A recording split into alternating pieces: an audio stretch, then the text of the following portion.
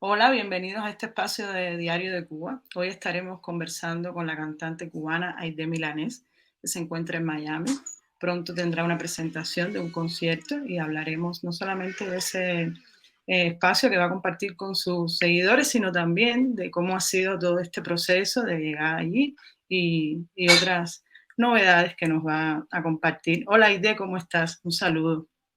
Hola, querida Luzbel, qué gusto saludarte. Y bueno, todo bien por aquí, tranquila.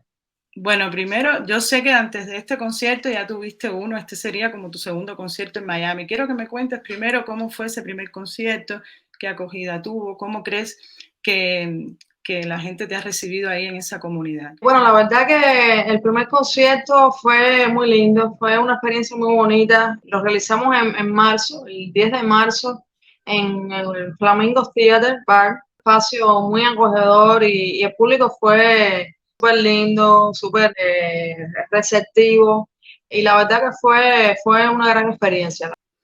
En este que estás preparando ahora, que sé que vienes de un ensayo, ¿puedes adelantarme cómo lo estás organizando, qué tienes pensado? He montado algunos temas nuevos para esta ocasión, algunas canciones que he incorporado, ¿no?, al repertorio, otras que no son nuevas, pero que en el concierto anterior no las hice. Y tengo un invitado muy especial también que me va a acompañar en este concierto. Estoy súper contenta porque he estado ensayando todos estos días y la banda está sonando maravillosamente. Me siento muy feliz porque además acaba de llegar un músico con el que toqué allá en Cuba en varias ocasiones, un trompetista que se llama Tommy Lowry.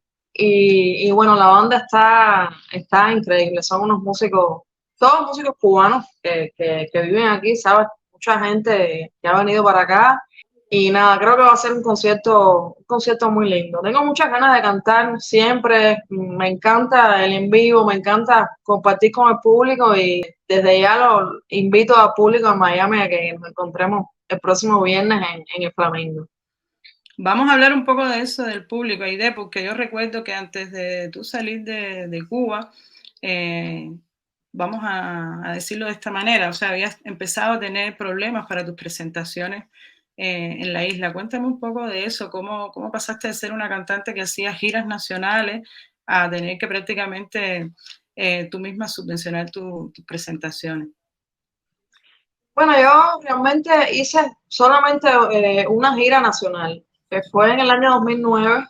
Ya después de esa gira intentamos organizar otras giras nacionales y siempre había un pretexto.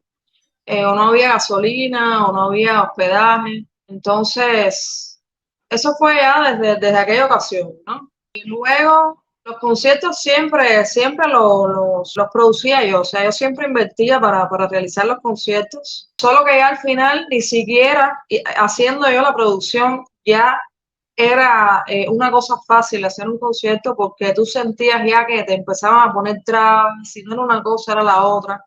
Por ejemplo, ya en el noticiero ya no se podían hacer menciones de mí, ya en la prensa no podía salir cosas sobre mí, ya había comenzado hacía mucho tiempo a recibir ataques de algunos medios, de estos voceros, ¿no?, del gobierno. Entonces, nada, yo pienso que eso tiene que ver primeramente con mi padre, ¿no? Tú sabes que, bueno, desde hacía muchos años él venía pronunciándose, dando sus criterios, ¿no? Haciendo sus críticas sobre las cosas que pasaban en Cuba, pero sobre todo después de la gira de Estados Unidos, el concierto, sobre todo el concierto de aquí de Miami, donde él hizo algunas declaraciones que molestaron mucho.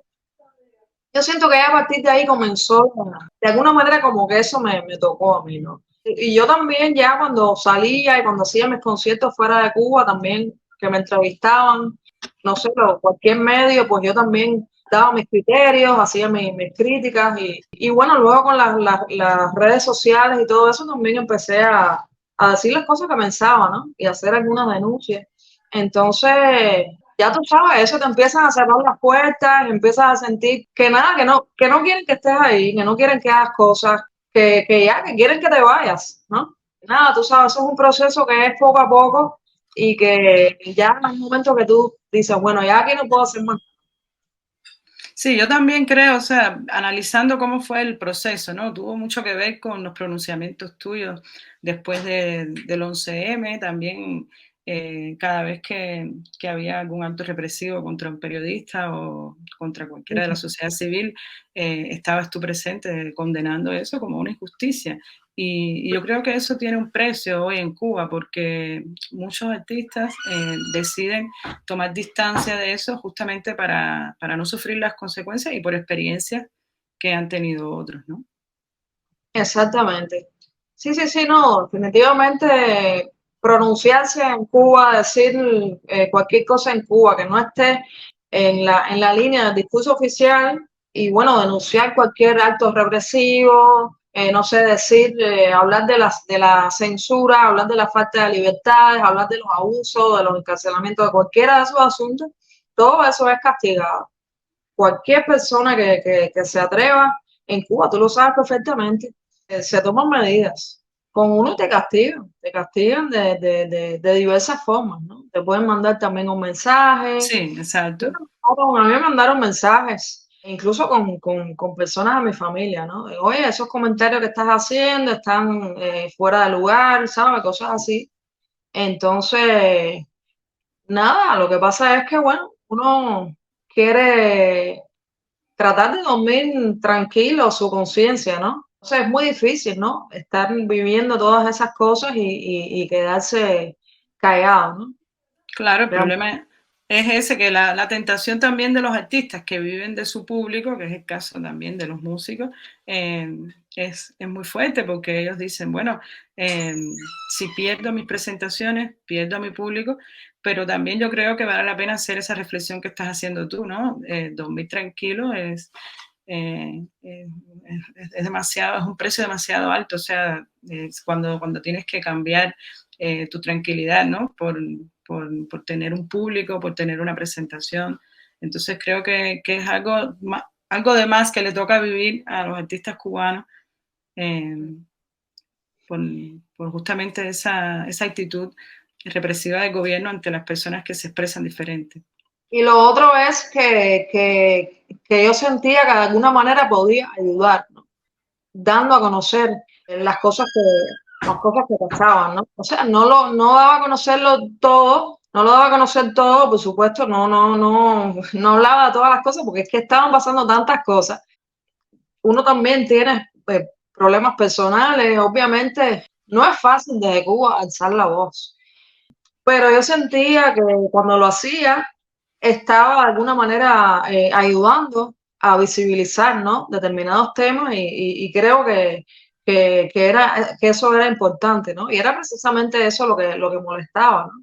Exacto. Yo salí de Cuba en octubre y tú saliste creo que un poco Un poquito después. antes, un poquito antes. Yo salí en, en agosto. Yo salí el Ah, 31 bueno, de salimos prácticamente en la misma época. Y por eso agosto. quería conversar contigo un poco cómo fueron esos últimos meses, porque yo sí recuerdo que además de todo esto que estamos hablando, que tiene que ver con la represión y con el precio que uno tiene que pagar por expresarse libremente, estaba también todo el problema que están viviendo el común de los cubanos. O sea, prácticamente toda la ciudadanía está sufriendo. Habla un poco de cómo fue esa Cuba que dejaste, cuánto te afectaba en tu día a día.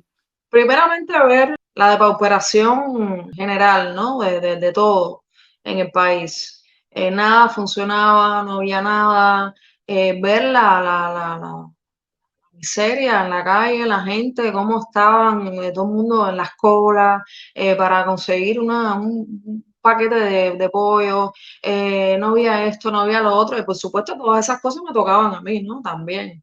Entonces, una cosa muy triste, pero además, encima de eso, que es que me parecía increíble, ¿no? Que además de que las cosas no funcionan, además de que tomas todas las medidas, las peores medidas de la peor manera, ¿no? En medio de la pandemia, el cambio de moneda, todo eso, que la gente ya no la alcanza para nada, que todos los precios que ocurren en la gran inflación, que todos los precios se dispararon. Además, entonces, sube 10 puntos la represión, ¿no? No puedes expresar, no puedes decir, no puedes protestar, no te puedes quejar de todo eso que está sucediendo, ¿no? Entonces es ya como un abuso ya terrible, ¿no? Porque además de que las cosas no están bien, además de que o sea, es prácticamente imposible vivir en Cuba ya por cuestiones elementales vaya, de alimentación. Además no me puedo expresar, no puedo decir, oye, vamos a cambiar esto, vamos a hacer esto otro, o mira, no hay esto, esto no funciona, no. Sí, más allá, por ejemplo, del 11 de julio está el ejemplo más reciente de Caimanera, que salió un grupito de personas a expresar justamente eso, y mira Sí. cómo están ahora, ¿no? Esperando un juicio, recibieron golpes, entonces, Exactamente. Entonces es como, todo está mal, pero la gente tiene que estar feliz, la gente tiene que seguir, ¿no? Agradeciendo y apoyando una cosa que no funciona para el pueblo, ¿no? Un sistema que no está trabajando en función del pueblo, ¿no? Entonces, qué es lo que estamos defendiendo? ¿Qué es lo que hay que aplaudir, ¿no? No veo nada para aplaudir, no veo nada que haya que celebrar, francamente mm. en Cuba, ¿no? Desde hace mucho Sí, tiempo. de eso quería hablar también desde un punto de vista de tu padre y yo sé que te duele un poco hablar de eso, me acuerdo lo emocionada que estabas en aquel concierto que cantaste con Leoni, sé que es duro, pero a mí me gustaría hablar un poco porque yo siento que Pablo estaba un poco decepcionado al final con todo lo que estaba pasando en Cuba, porque fue un hombre que de su generación, como muchos otros, que estuvo involucrado, que creyó en que podían fundar un país con derecho para todos y no fue así finalmente, ¿no? Me gustaría, porque bueno, fui al concierto de la Ciudad Deportiva, recuerdo todo lo que pasó ahí, me gustaría que me hablaras un poco de cómo viviste tú de eso y de esa decepción de Pablo con respecto a esa ilusión que vivió en sus años más jóvenes, ¿no? Bueno, eso tuvo diferentes momentos, ¿no? Al principio, cuando triunfó la revolución, mi papá era muy joven, tenía 17 años. Entonces, para él y para muchos fue una gran ilusión, ¿no? Fue un momento de ilusión, de que iba a ser una cosa muy positiva, de justicia social para todos, de grandes cambios positivos, ¿no? Y bueno, nada, poco a poco fueron sucediendo cosas, se lo llevaron a la UMAP, finales de los 60 porque bueno, él pertenecía a un grupo de muchachos que no estaban exactamente caminando por la línea que correspondía, ¿no? Daban sus criterios, que no eran exactamente los criterios que había o sea, no eran exactamente lo que pedían que fuera el hombre, ese hombre revolucionario, ese hombre nuevo. Se vestían de una manera, se peinaba de una manera, ¿no? Entonces, se sabe, ¿no? Que al principio ese grupo de artistas era un grupo que no era bien visto, que incluso estaban censurados en aquel momento. Y bueno, fue gracias a Aide Santa María que empezaron a ser tomados en cuenta, ¿no? Pero él se lo llevaron para la UMAP. En esos primeros años, no obstante, él siguió creyendo en todo ese proceso revolucionario, pero siguieron pasando cosas. Vino el año 68 con lo de la invasión esa de los tanques de los rusos a Praga. Eso fue la primera gran decepción de mi padre, que según lo que él me contó, ¿no? Lo que pasa que él me decía, es que yo nada, decía, bueno, estas son cosas que pasan, pero voy a seguir confiando, ¿sabes? Que le pasaron a mucha gente, ¿no? Le pasó a mucha gente que siguieron confiando en que las cosas se podían arreglar, en que las cosas podían salir bien, ¿no? A pesar de esos errores, ¿no? Y la otra gran decepción ya fue cuando se cayó el campo socialista, ¿no? En el año 89, donde él pensó que la revolución iba a hacer cambios importantes, teniendo la oportunidad ya de ser realmente independiente, ¿no? De los soviéticos. No sé, darle verdaderas oportunidades a los cubanos de que pudieran emprender, de que pudieran sacar adelante un país. Ahí pasaron muchas cosas, ¿no? Ahí él eh, abrió la fundación, empezó a poner ahí todo su dinero, lo empezó a meter ahí, a ayudar a jóvenes artistas. Eso, por supuesto, no cayó bien al gobierno. Empezó a ayudar a mucha gente que no eran tomados en cuenta por las instituciones culturales. Se batió con todos ellos. Muchas cosas que han pasado que él mismo no se ocupó de darlas a la luz, de sacarlas a la luz, ¿no? De peleas que tuvo que tener, ¿no? Para hacer todas esas cosas. Pero bueno, no obstante, pudo ayudar a muchísimos artistas, grabar discos, creó una semana fundacional en España, llevar a muchos de esos artistas a España. Luego fue elegido diputado en los sitios.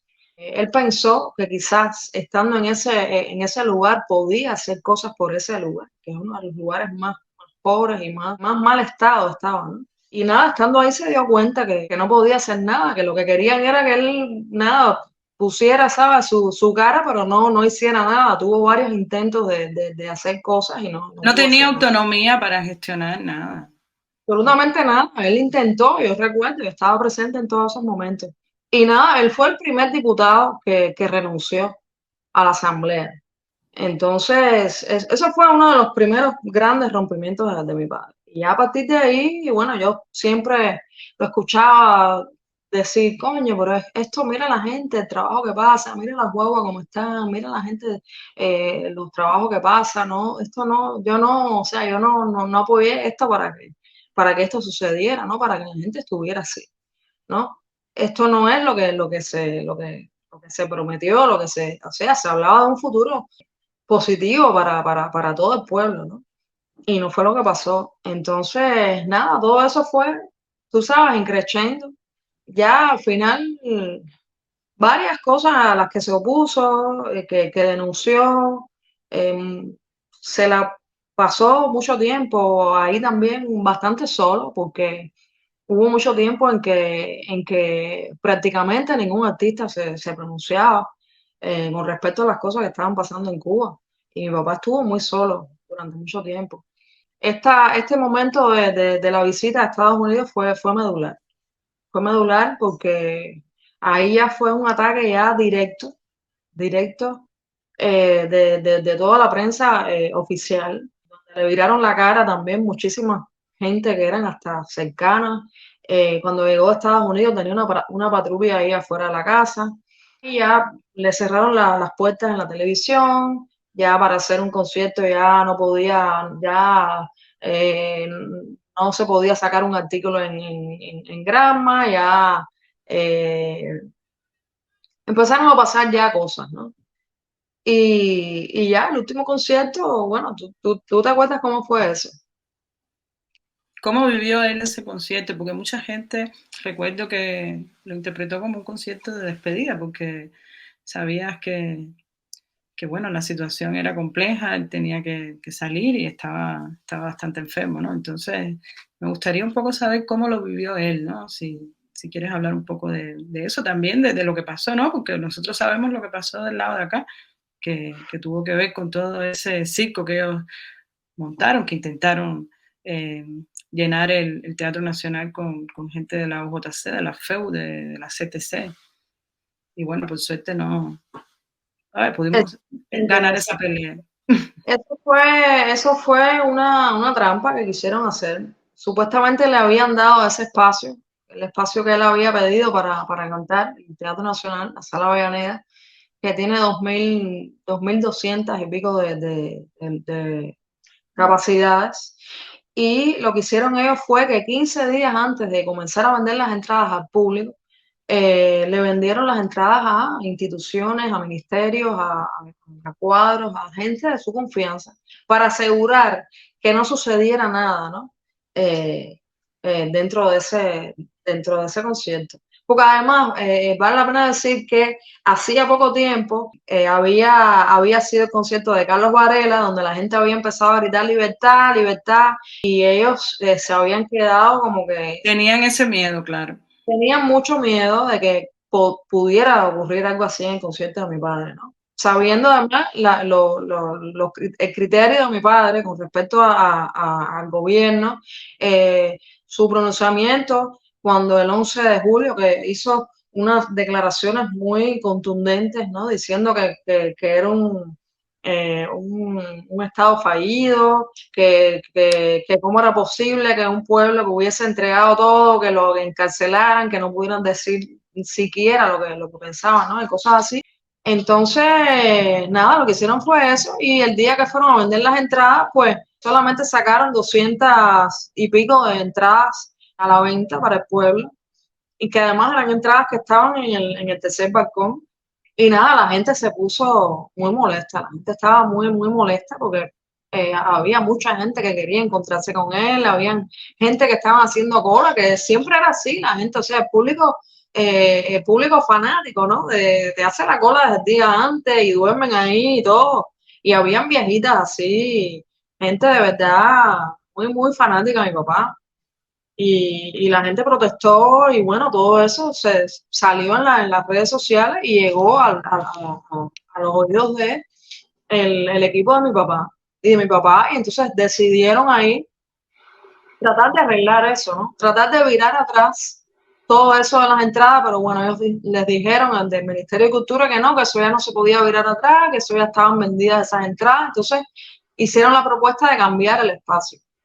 Hicieron mucha resistencia, por supuesto, porque ellos no querían perder ese control, ¿no? Finalmente, yo pienso que en gran parte gracias a la presión que ejerció el pueblo, el público como tal, se logró que le dieran a mi papá el espacio de la ciudad deportiva.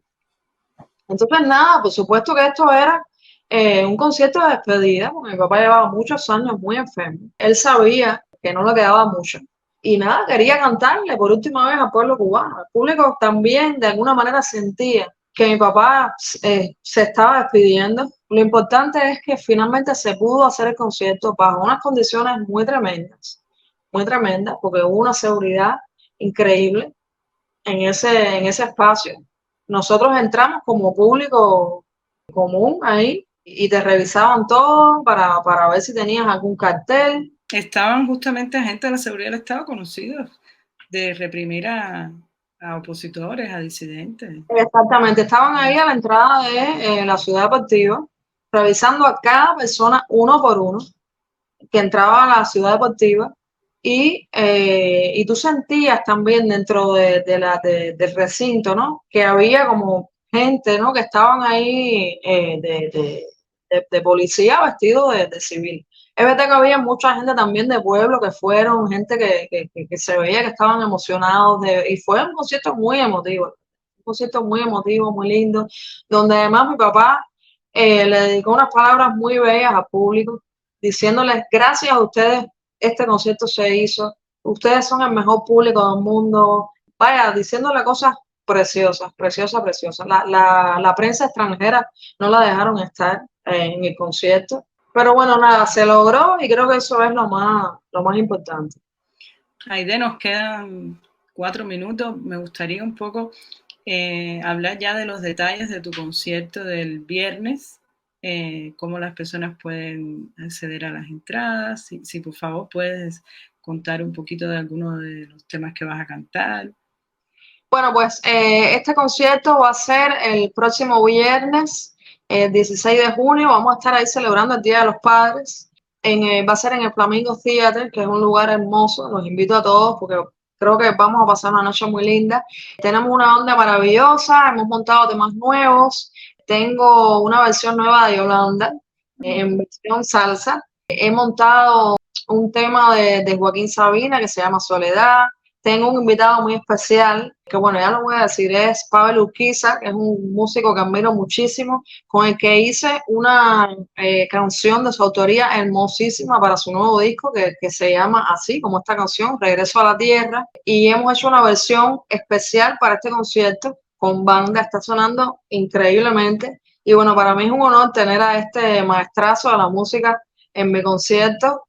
Y bueno, otras canciones, como te decía, que no las hice en el concierto pasado, van a estar en este concierto y las que, bueno, las que nunca pueden faltar, que el público siempre las pide, algunas canciones de mi primer disco, algunas canciones también de mi papá, boleros, en fin, un poquito de todo, siempre con los deseos de vivir un concierto y disfrutarlo como si fuera la última vez, vaya.